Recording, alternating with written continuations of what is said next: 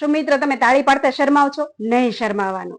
જય શ્રી કૃષ્ણ. મિત્રો, આપણે ભજનમાં કે સત્સંગમાં કે કીર્તનમાં ધૂનમાં વગેરે જઈએ છીએ, ત્યાં જઈને તાળી પાડીએ છીએ.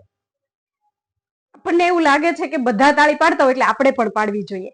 ના, પણ તેની પાછળ ખૂબ જ મોટું શ્રદ્ધા અને સ્વાસ્થ્યનું વિજ્ઞાન જોડાયેલું છે. ચાલો તેને જાણીએ.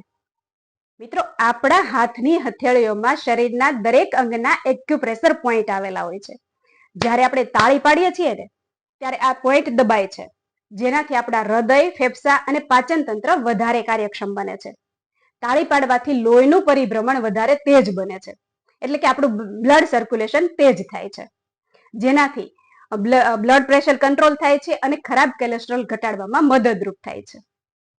મિત્રો, વૈજ્ઞાનિક રીતે સાબિત થયું છે કે જ્યારે આપણે તાળી પાડીએ છીએ ને, ત્યારે આપણા મગજની અંદર હેપી હોર્મોન્સ રિલીઝ થાય છે, જેના કારણે સ્ટ્રેસ અને ચિંતા દૂર થાય છે.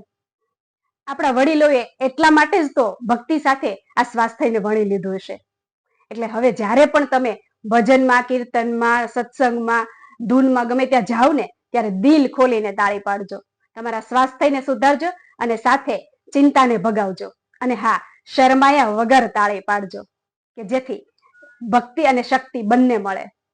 તો મિત્રો, જો આ મારી માહિતી ગમી હોય તો દરેક લોકો સાથે શેર કરજો, મારા વિડીયોને લાઈક કરજો અને ચેનલને ફોલો કરજો. જય શ્રી કૃષ્ણ.